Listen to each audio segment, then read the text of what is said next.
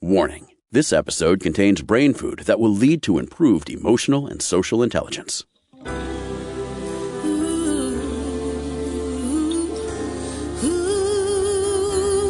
Give us 1 hour and we'll help you change the way you think about happiness. Harvesting Happiness with Lisa Cypers Kamen is fresh, optimistic, and purpose-driven media that promotes well-being from the inside out.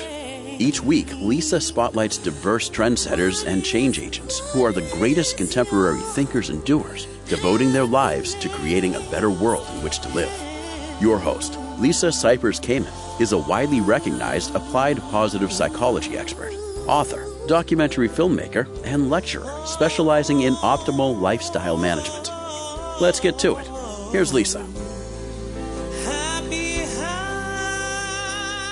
Good morning, good afternoon, and good evening, wherever you are. Thanks for joining us on today's show, where you will learn about life transformation and energy activation. What does it take? My first guest is Sarah Peyton, who teaches and speaks internationally about the ways that relationship and language transform the brain and how they prevent and heal trauma by applying complex neuroscience concepts to real life with stories, role plays of research, meditations, and engaging dialogues. Audience members leave Sarah's presentations with more wisdom and self-compassion, often making sense to themselves for the first time. She's also the author of Your Resonant Self Workbook, From Self-Sabotage to Self-Care. And you're in the house, Sarah, and I'm grateful for that. Nice to have you today. So lovely to be here. Thank you, Lisa. Oh, this is good stuff. This is, I think, where psychology and psychiatry are heading and should be heading to help us understand, manage, and heal ourselves. What a great idea. I love that. For some reason, the way you put that together, I'm like, oh, yeah, that sounds good. Yeah, it makes sense. Right? It makes sense that we give the power back to ourselves to manage, to manage our minds, tame that monkey mind and work with the stories that we tell ourselves. Yeah, I often think about that movie, Edward Scissorhands, and how that the boy had all those knives, instead of fingers, and how that's sort of like what we are like inside of our own brains is like we're just cutting ourselves to ribbons in a sort of a tragic, but, once you start to see the ins and outs of it, kind of a tragic but beautiful self-laceration in the effort to do better in our lives. Oh, self-laceration. What a word. But it's a truth that you share. I would love to ask you to share a little bit about your life and growing up and how you came to make this work your life's passion. Well, one thing that happened to me was I grew up in a university atmosphere in the 1960s and 70s, and it was the time when all the writing was about how whatever you lived through, you were stuck with it. Your brain was then set in concrete, and you just had to figure out how to live with the damage that had been done when you were a little person, and that there was no change. It was sort of an incredibly depressing time in certain ways, and the way that neuroscience, relational neuroscience, came in with the decade of the brain, with all these universities all over the United States getting fMRI machines and beginning to put people in them and try to figure out, how does the brain work? How are we affected by relationship? Began to really change that. That was then in the 1990s. We began to see this sort of dawning understanding of the relationship between trauma and childhood trauma and adult outcomes. And the ACEs study information started to come in, 17,000 people, where they could track the correlations between how many bad things happened to people as children and then how hard their lives were, both in terms of health and in terms of well-being and in terms of depression and in terms of addiction, that across the board, everything was affected by how our childhoods were. And then, of course, that sort of sounds a little bit like what I was living with in the 60s and 70s. But then we started to see these wonderful changes happening. And when we talk about ACEs, that is adverse childhood experiences. In case anybody was wondering out there that didn't know that. And we all have them, right? None of us goes through this lifetime without having had at least something. Yeah, no kidding. So we should all exhale, that's normal. But I think it's what we do with those experiences. But I wanted to check in with you about neuroplasticity, because the research done in this area that really talks about how we can rewire the brain and how that impacts our mental health, healing from these ACEs or any other traumatic experience. Yeah. So, like I said, when I was little, they were like, nope, the brain's not neuroplastic. You've got what you came with.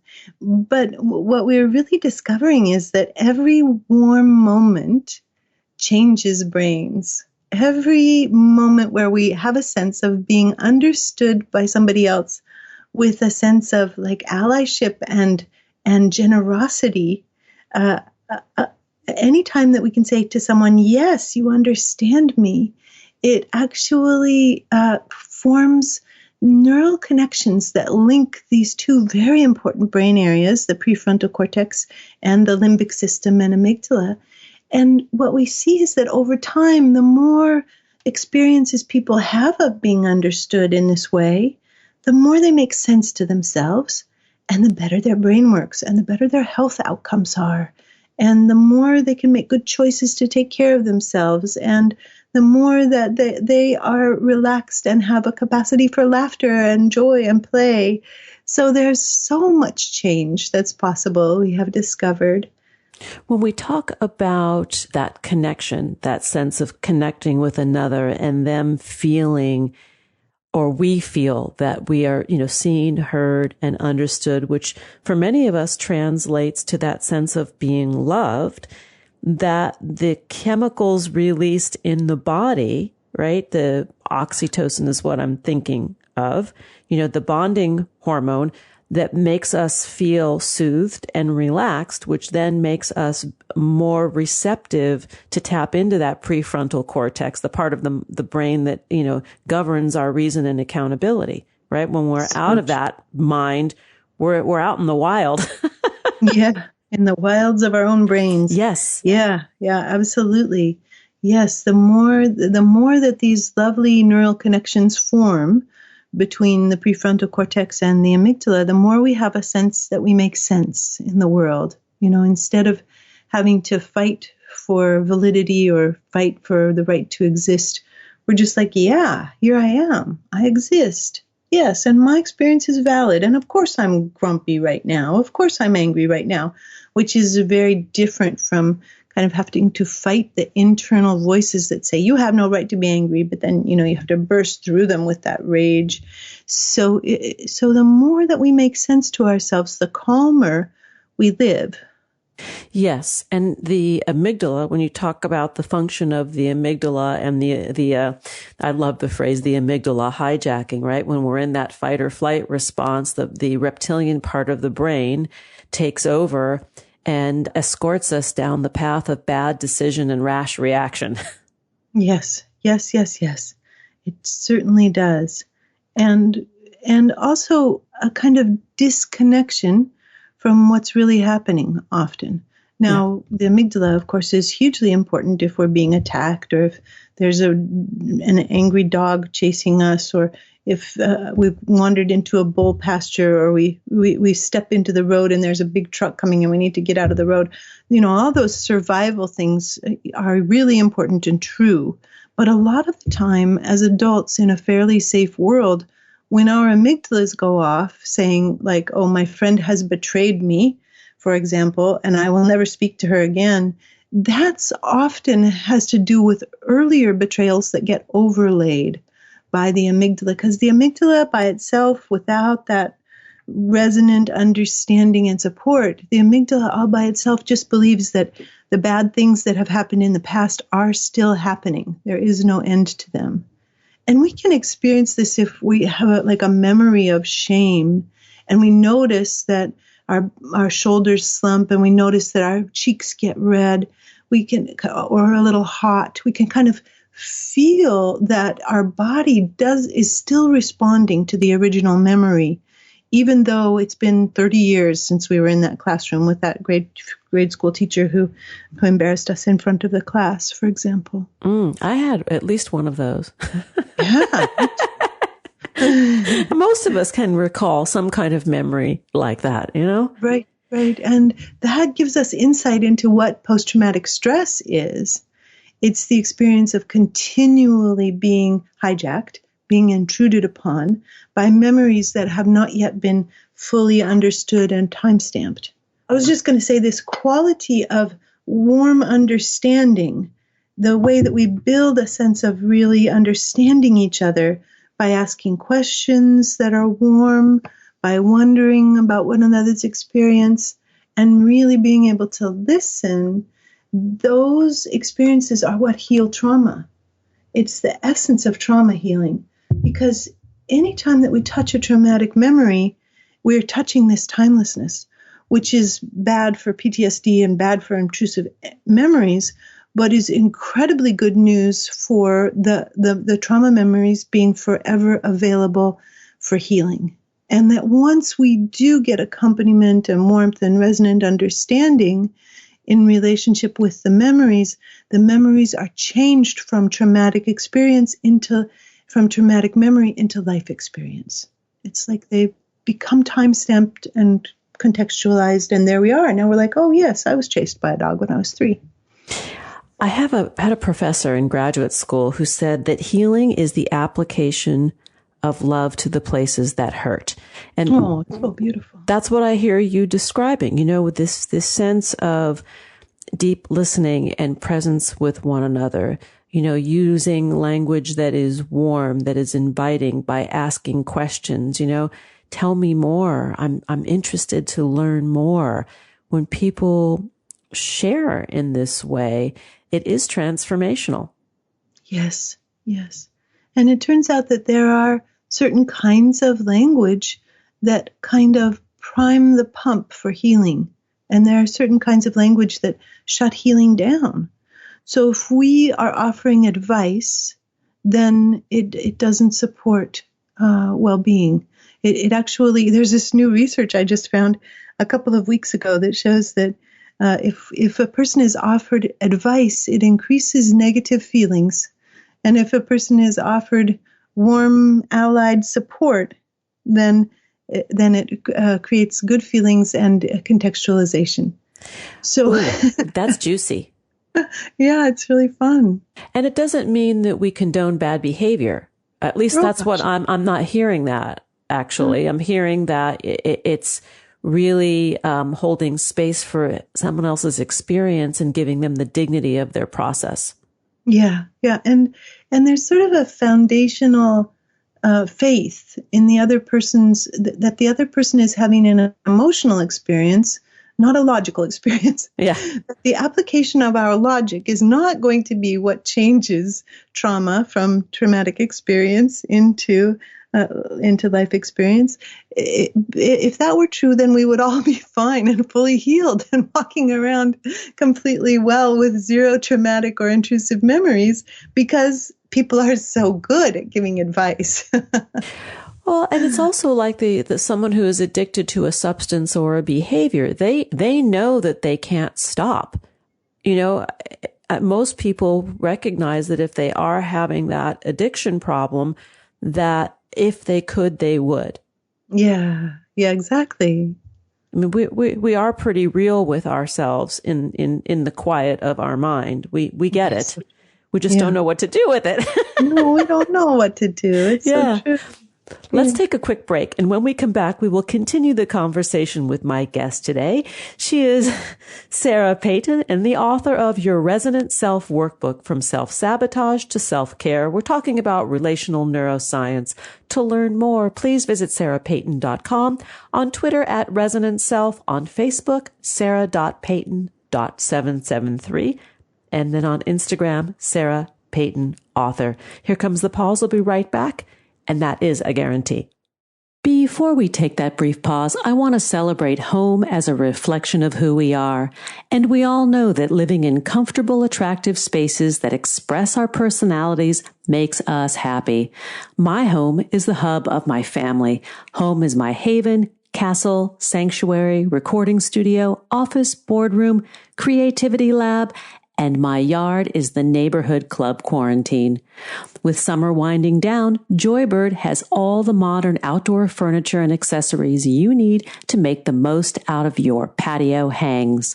Joybird offers crisp, modern, customizable furnishings and accessories for every space. Joybird is furniture that fits your style in a wide variety of vibrant and durable designs. It's like visiting a virtual candy store for your home with more than 18,000 customized options to help you express your one-of-a-kind style. Recently, I bought the earth-toned Azris rug for our Airbnb, and guests are already raving about the look and feel underfoot. Next, I'm eyeing the lowest bookcase with storage to spiff up and help organize my recording studio. Don't know where to start? Joybird's design specialists are standing by to help make your vision a reality for free.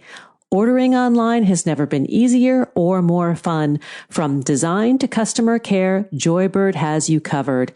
Joybird Furniture stands by its quality and craftsmanship and is committed to a more sustainable future. If it's not everything you'd hoped for, send it back within 90 days. Each piece is made with incredible care using responsibly sourced materials that are free of harmful chemicals. Joybird is helping to conserve and restore Earth's precious natural resources through partnerships with groups like One Tree Planted.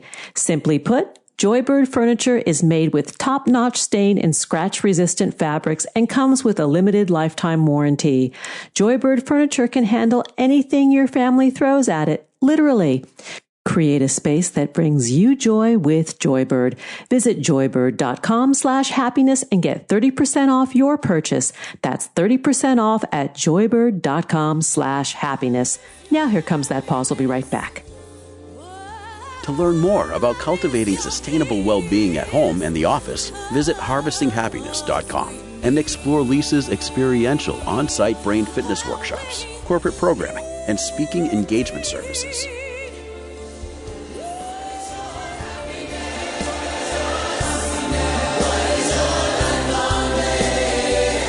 And we're back, continuing the conversation with my guest, Sarah Peyton, about life transformation and energy activation. Let's get back to it. So, Sarah, in the first segment, you shared about what happens and made some suggestions and what the research tells us about how to manage and move past some trauma responses in our mind. I would love for you to share with our listeners maybe some exercises or stories that illustrate, the how-tos.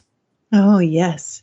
When I first started working with this material, I wrote the first book, Your Resonant Self, which is a guided journey through all the brain systems that contribute to self-warmth and that stop us from having self-warmth. And I started traveling all over the world. And as I was teaching it, I would meet people who had very, very compelling arguments for why they should not be warm with themselves.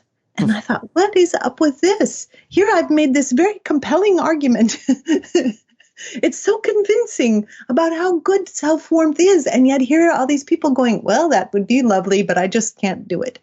So I started to experiment with the idea that we have almost, say, legal contracts with ourselves that we make that stop us from being warm with ourselves. I will not be warm with Sarah in order to punish her for not being good enough to be loved, no matter the cost to myself. And once people would say, they would have that first part, right? They would have the, I will not be warm to Sarah. Of course I will not. And they just stop there. They're just like, of course not. It's not possible. And then when we started to look at, okay, what's the contractual agreement here? What are you really, what is the foundational reason for you not to be warm to Sarah? Well, to punish her for not being good enough. All of a sudden, when we began to get down to that level of detail, people would go, oh, That's not a very good contract. That's not nice. Also not helpful. Yeah.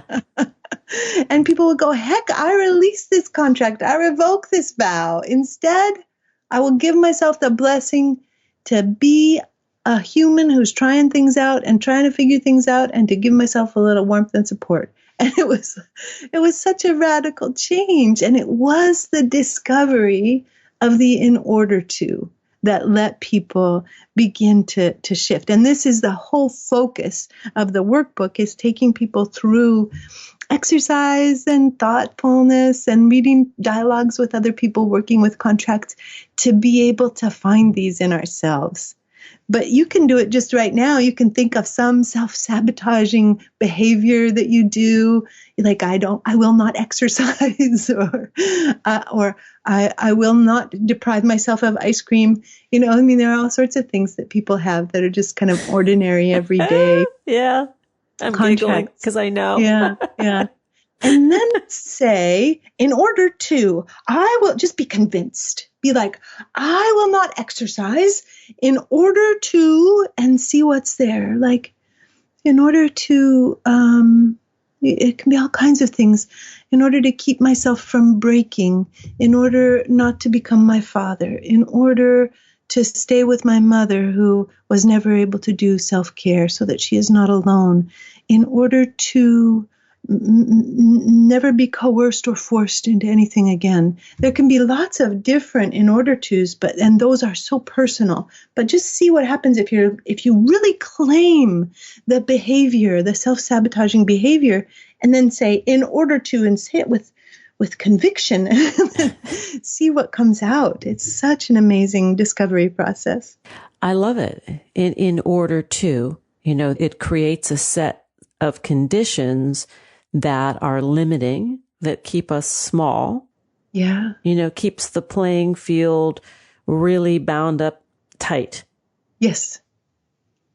And what you're suggesting is when we explore that and begin to remove those barriers and consider our value and worth to ourselves and others in the world, that the conditions are removed. Yes, exactly. Well, and then what's the blessing that we give ourselves instead? Joy. People are often like, okay, I could release that, but then what would happen instead? What would I do instead? So it's also very important to begin to describe sort of the first step of a good dream, like not go right away to the enormous, like I will be a good person forever and ever. No commitment required. To say something a little more modest and doable, like, and tomorrow morning I give myself the blessing to wake up, and instead of battering myself, to say to myself, hello, Sarah, good morning. I'm glad you're here. Yeah. Well, and I think this, when we talk about conditional happiness, and so many of us do this, that, I will be happy when I get, and then fill in the blanks, whatever it is, the perfect partner, when I lose 10 pounds, when when my daughter gets married, when I buy my house, when I get the promotion, whatever the stories are, right? Yes. That we tell ourselves, that conditional happiness is kind of what you're talking about too, but in reverse, about limitations. Yes, exactly. That's a beautiful insight as to the part of, and sometimes we'll be like, I will not let myself be happy until I have those things, until I have lost 10 pounds, until I have the perfect partner, until I have a job I actually enjoy. And then it's like, in order to, a lot of times people make these contracts in order to keep themselves from giving up, like to keep themselves working on it. I will not be happy until I lose 10 pounds in order not to give up and become a fat slob. And using the word fat slob as a kind of an internal, I love body positivity, and I love the idea that our bodies are perfect exactly the way they are. But we often use these words to attack ourselves as part of the Edward Scissorhands kind Yes. of blades and razors that we carry within us. So I will not stop torturing myself about these 10 pounds in order to make sure that I don't give up and collapse. Yeah. There's that. And I love what you said about the replacing. Like, what do you replace it with? If you get rid of the negative self-image, or you don't sort of limit yourself in your thoughts and your actions, and you see the horizons open up, and change has to occur. The change is scary, right? The replacement of from darkness to light can be scary because we're not used to it. That's true. It's very true. Yeah. Yeah, and also I'm thinking about going back to adverse childhood experiences and even adult adverse experiences. You know, when traumatic things have happened to us in adulthood, and we become wedded to the fallout. Yes. Not the event itself, all the things like I couldn't possibly be happy because there was this that happened, that happened, this happened. You're telling me you want me to find, contentment and a good life when all of these bad things have happened. Yeah. Well, a lot of times what our contracts are in those cases are that it's like I will not forgive. I will not forgive. And the I will not forgive vow is very important because what it does is it keeps a foothold in the memory that needs to be held with resonance and warmth. The idea of forgiveness simply falls away once we do the trauma healing work. It's like it becomes a moot point. We see everybody with eyes of compassion, and forgiveness is no longer the most important thing. It's just like, okay, well, this happened. That was part of our lives. My father was difficult because he lived through World War II and he had PTSD. There's so many things we start to see once we open that doorway. And I'm going to sort of dip my feet in a little bit deeper with this and say, when we look at trauma that we've experienced in our lives and some really heinous things people have experienced. I mean, really bad things, criminal things, horrible things. And in working with the healing of that trauma and the healing of those memories, the forgiveness angle isn't so much of forgiving the other people, but forgiving our behavior and reaction to what happened. Yes, it's so true. We often hold it against ourselves. And the neuroscience shows that until the age of 9, it's almost impossible to begin to see the big picture of people's fault. We believe that we are the causal agent until we're about 9 years old. It's a conviction that we carry. So all of the bad things that happened to us before we were 9, most often people carry an inner conviction that if only they had been different, the bad things wouldn't have happened. If only they had been different, there would not have been alcoholism, there would not have been domestic violence, there would not have been betrayal, there would not have been difficult events, there would not have been, or if something bad had happened, everything would have been different around it. If a parent dies, we would have been able to save the surviving parent from their pain. There are so many different things that little children believe that they could have done or been differently. And the positive news that out of the dark storm, that we can heal, that I think science is on our side, proving to us that we can heal our brains, we can live fulfilling lives. We have to invest in the work, but it's accessible. Yeah, exactly. The book we're speaking about today is your Resonant Self Workbook, From Self-Sabotage to Self-Care.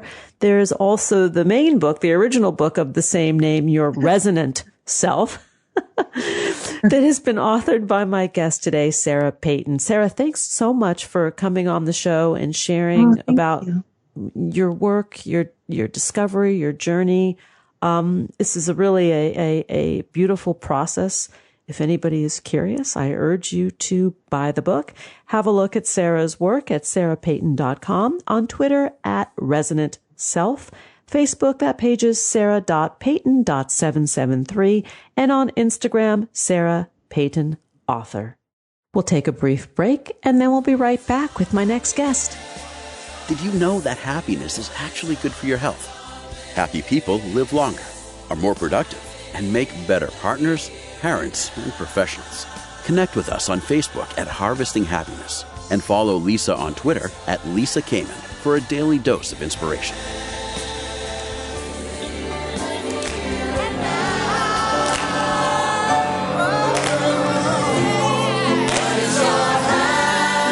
Welcome back. Let's continue the conversation. We're talking about life transformation and energy activation.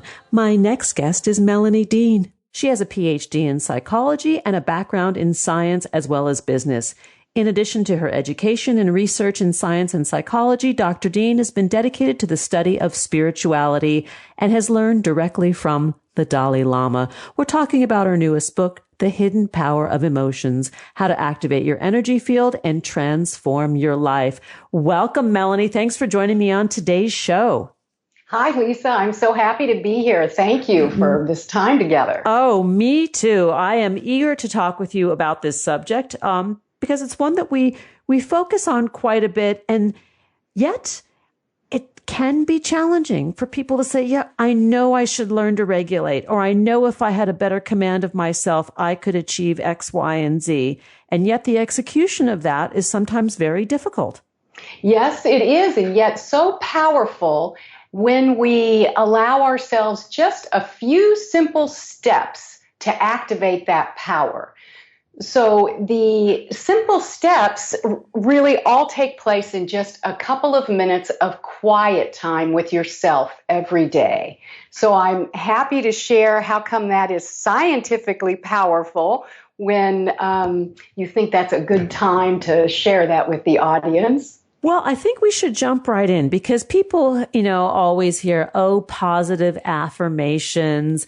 You just think about it or you look in the mirror. And I'm thinking of that skit from Saturday Night Live from 30 years ago. Was it Stuart Smalley, where he looks in the mirror, people like me, this sort of thing. And so it gets a bad rap, meditation and manifestation. The difficulty with just saying, I'm going to think positive and having that work for you is the thinking component, in that it is the emotional component that activates the scientifically real power that you have. So when you land on an affirmation that you cannot believe, it seems too far-fetched, it doesn't seem real, you say, okay, I have a whole group of people that like and love me, and I'm loved by everybody. Well, that doesn't seem real. Everything's going to go smoothly today, and I'm going to achieve everything I want. Well, maybe you can't believe that. So if you cannot believe it, you cannot activate the real scientific power of your energy to make that come true for you. So it is the emotion of believing, of hopefulness, of being able to believe the vision you have in your mind.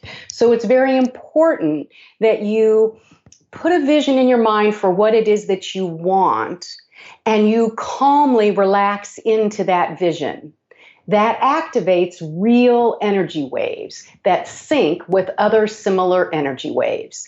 And when those waves sync, they share information at a quantum physics level. I describe that very easy terms in my book. I won't go into detail about that today, but there's quantum physics information being shared when you are calmly, purposefully focused on what you want, with some hopefulness and some eagerness with that vision.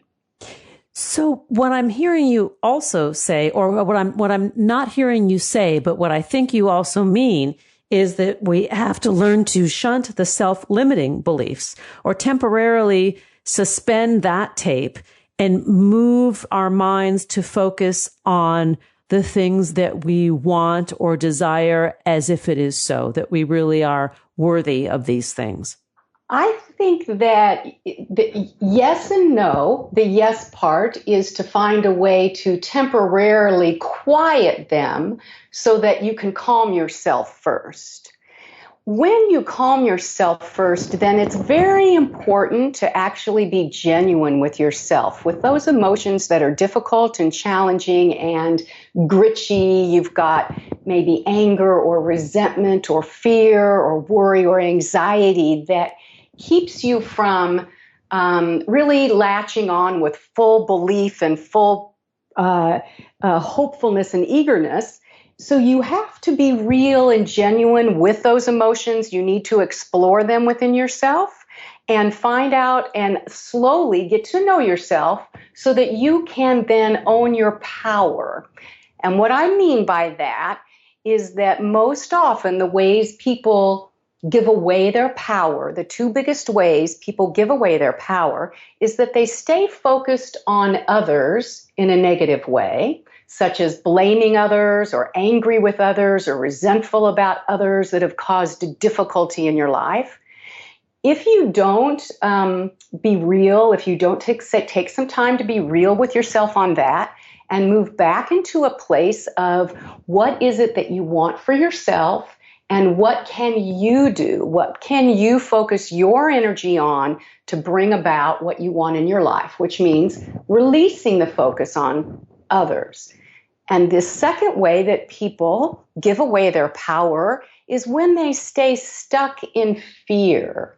And we miss the opportunity to calm our mind and calm our body, which creates smooth, evenly spaced energy waves that can sync up with other similar waves. And that syncing then, when it shares encoded information, is your intuitive guidance, giving you nudges and clarity about how to proceed to get what you want. So you can get unstuck from your fear and anxiety by getting connected to your power to set a clear intentions for what you want and tune into your intuitive guidance. It's there to connect you with everything you desire. And when we're in a state of fear and anxiety, different operating systems are working actually within the brain, right? The sort of the executive functioning goes out the window. We're operating from a very primal level that doesn't actually serve us, except to keep us safe in a crisis, to make us bolt and run.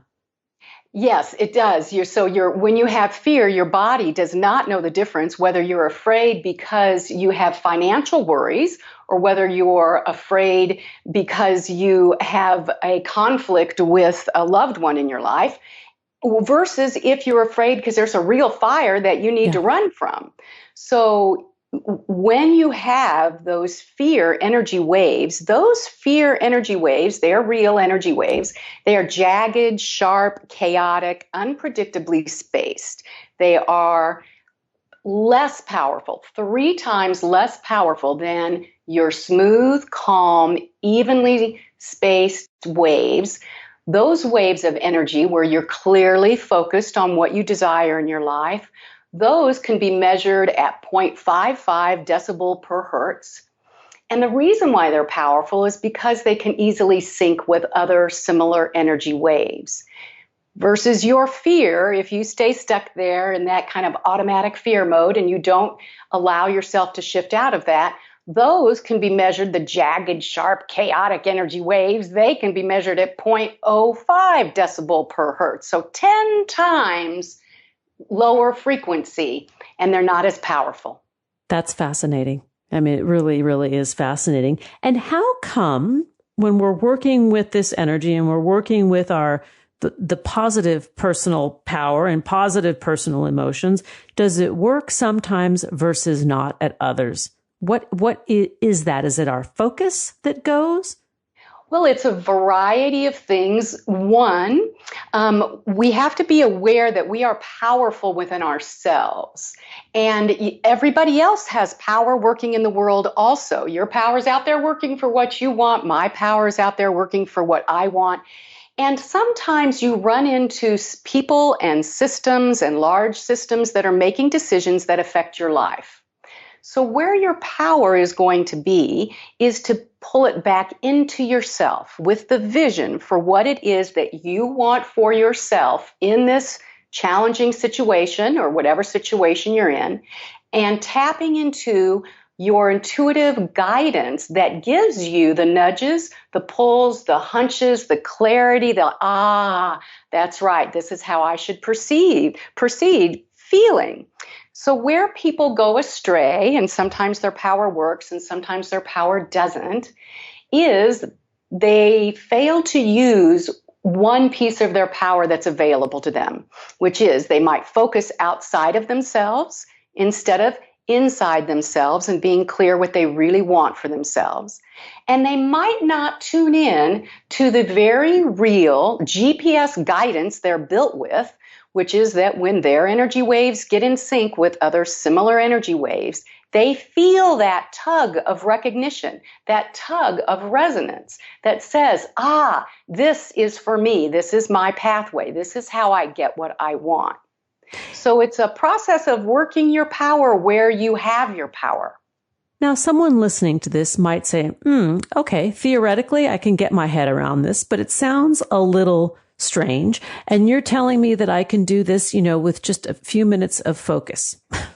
Absolutely. Well, the one thing to know is, first of all, if I may share, how come these energy waves are real? Because when you can envision them as being real, then you can use that vision of how your energy waves are syncing up with similar other energy waves, to use it to your powerful purpose so you can get what you want. Your emotions of calm and clear focus for what you desire in your life, those emotions, as well as anxiety and fear, all your emotions, they are real. They're made out of the same energy elements as everything else in the universe, like carbon and hydrogen and nitrogen and oxygen. So those emotions are molecules, and inside those molecules of energy, they vibrate and they have 300 quadrillion waves per second of energy happening inside those molecules. And each emotion has its own unique wave pattern. So I like to envision my powerful wave pattern, which is calm, clear focus. It produces smooth, evenly spaced waves that can easily get in sync with similar other waves. And when I'm feeling fearful, those waves look like what they feel like: sharp, jagged, itchy, gritchy, chaotic, unpredictable. They look like what they feel like, and they're not very powerful. So I really do like to envision those powerful waves going to work for me, the smooth, even, powerful waves working in my life, syncing up with what I want, other similar waves, and bringing me my nudges of guidance.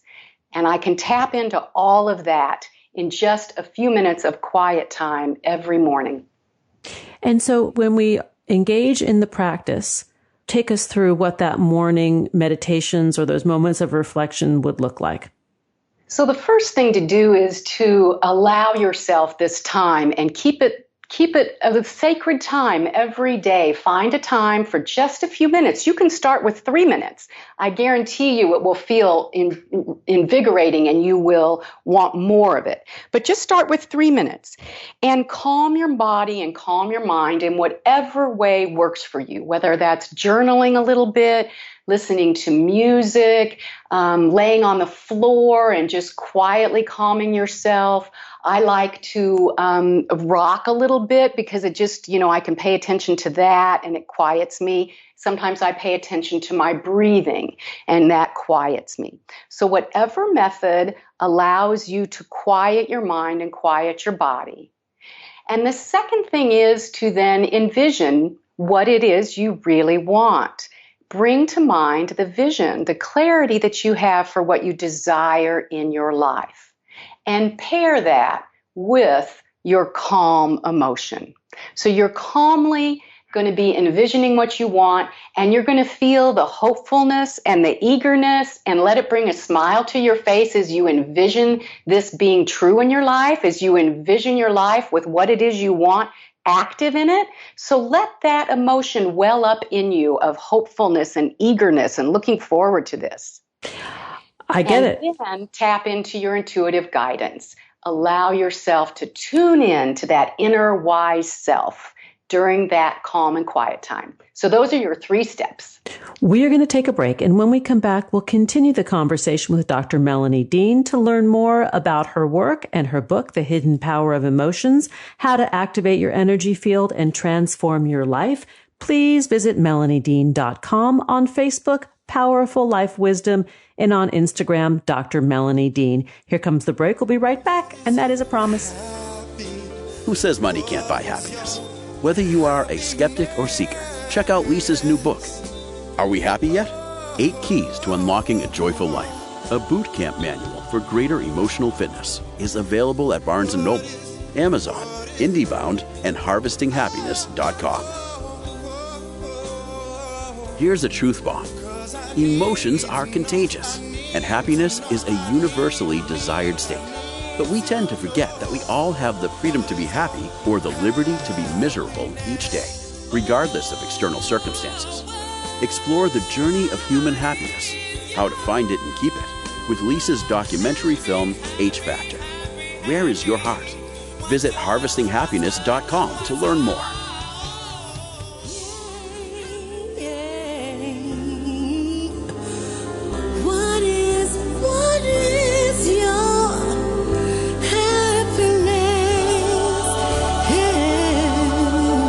And we're back, continuing the conversation with my guest, Melanie Dean. We're talking about life transformation and energy activation. Let's return to that discussion. So, Melanie, during the break, I was thinking about the difference between our thoughts and our emotions and the power that each one of those pack. And I'm wondering if you could sort of guide us in the direction of where the real power lies. Is it in thought or emotion? And then maybe share a story or two of how you got started in this work. Well, it's such a great question to ask about what's more powerful, the thoughts or the emotions. And as you know, in your field of spiritual psychology, that they're threaded together so tightly. You cannot unwind and uncord thoughts and emotions. When you have a thought about something, it pulls forward emotion. If you're gonna concentrate on it, you're concentrating on it for a reason. And so that pulls forward an emotion in you. And when you have an emotion, you're trying to make sense of it, and it pulls forward thoughts in you. Yet the research around the power that we have, it's the emotions that carry the power. Thoughts in and of themselves are not powerful unless they are married to the emotion, because the emotions have the subatomic quantum energy that have 300 quadrillion waves per second happening within you. Thoughts, they come and go quickly, they travel very fast in your mind, and they do not pack the same power because they do not create molecules of emotions. Emotions are where the power is. So I had my opportunity to understand how this power works came about when I had completed the sale of this business I had grown for 15 years. It was a successful business, but it took me away from my young children, and I had decided I wanted to sell it. And so in my quiet time every day, I had this vision for selling my business, and I envisioned the exact amount of money I wanted in the bank for it. And I just had this excitement for that. I thought, well, I want this much money in the bank, and I want somebody else to be able to take over the business, and I can have more time with my children. So I had this vision. And all of a sudden, it's coming true. What I had focused on in my quiet time every day is coming true. And at the end of it, I had the exact amount of money in the bank that I had envisioned. So then my scientific mind said, well, how did that happen? Is there something scientifically real with this desire that I had and this focused concentration that I had? And I now had the luxury then after that of being able to investigate the answer to that question. And I found out, yes, our clear, calm focus for what we want in our life is real energy, and it's real energy, our intuitive guidance for how to get connected with that and how to have that realized in our life is also real energy. So I can do this again anytime I want to for anything I want to, and so can you, and so can everybody else. We all have this built-in power to focus on what we want and pay attention to our intuitive guidance and get it. I think that the intuitive guidance part is elusive for many people, that they are afraid to tap into it, or they're disconnected from it because, like you said earlier, everybody has it, but maybe is not connected. Yes, absolutely not connected to it. And yet, if you practice it, if you allow yourself to be connected to it, meaning give yourself some quiet time every day, and you can start easy with just getting to know yourself. How do you feel when something's right for you? Like Lisa, do you have that feeling, a gut feeling when you know something is right for you? How would you describe your gut feeling? Oh, yeah. It's the sensation that I have is all systems are go. Oh, and so what does that feel like inside of you? Are those words that go in your head, or is it a feeling in your body? It's a feeling, like, my body gets revved up and is tingly, and I recognize that, yes, this is sort of in alignment with my values, my goals, my interests.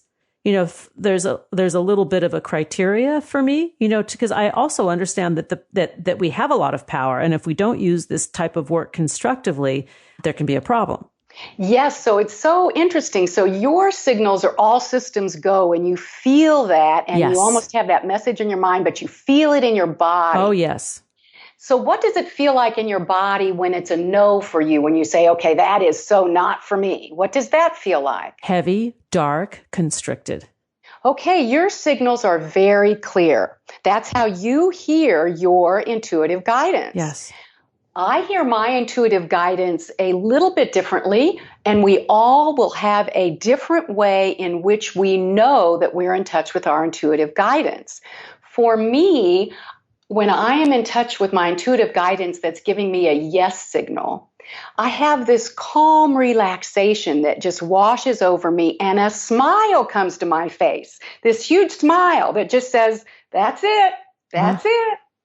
And for me, that's the akin to your description of all systems go. And my no is a tense, dark, low down place in my body. Interesting. So all of us need to become, get to know ourselves. What is this gut reaction when you know it's a yes? That's a good intuitive tug that's saying, yes, this is for you. What is that signal for you? I used that signal once.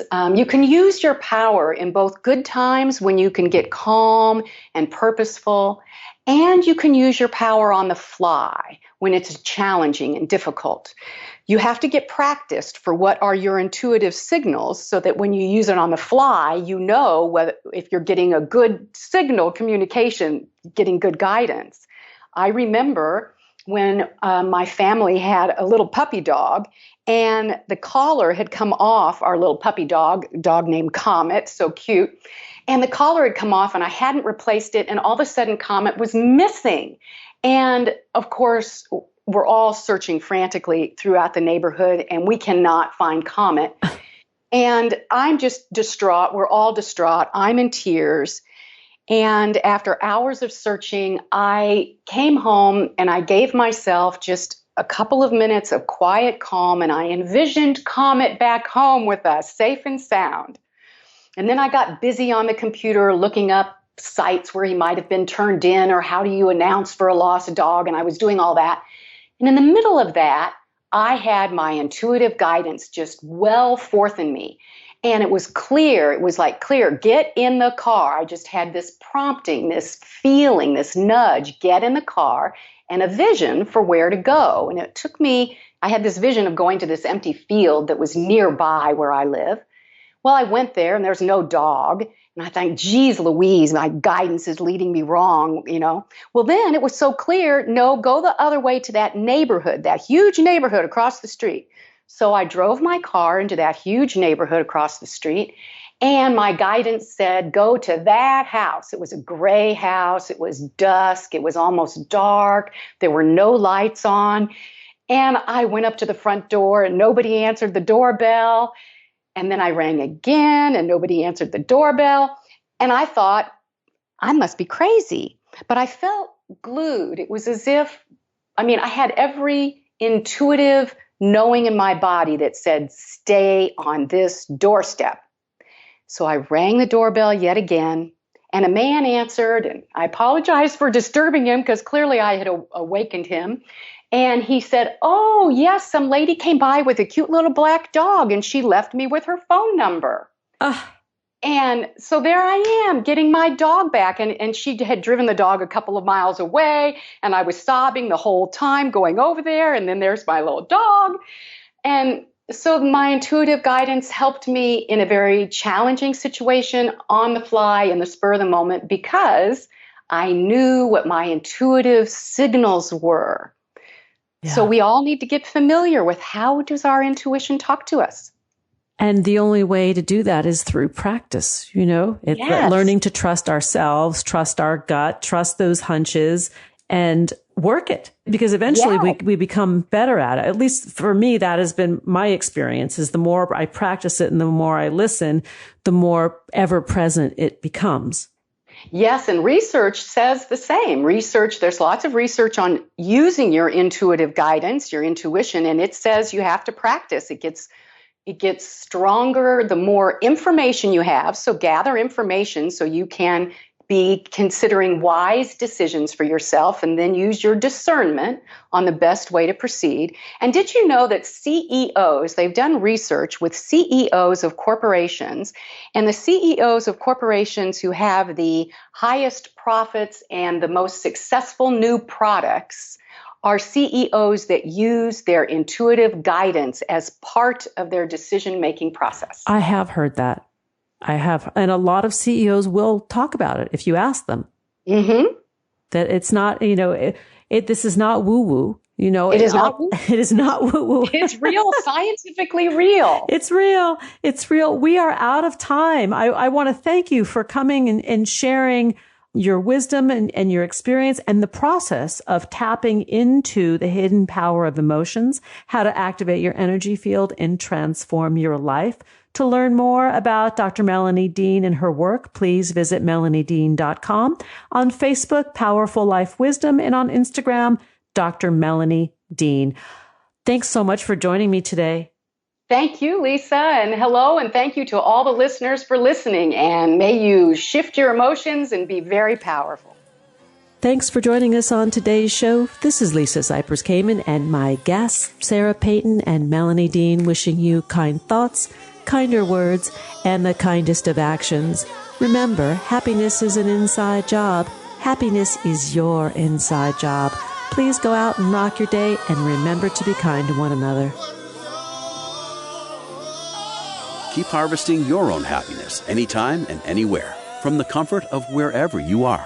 Subscribe, listen, and share hundreds of downloadable episodes via our free app or from our libraries at toginet.com, iTunes, Google Play, and other fine podcast platforms. To learn more about Lisa's global consulting services, please visit harvestinghappiness.com. Spread more joy by liking us on Facebook at Harvesting Happiness and following Lisa on Twitter at Lisa Kamen. Harvesting Happiness is produced in collaboration with TogiNet Radio, KBUU Radio Malibu.net, and is available on PRX, the Public Radio Exchange.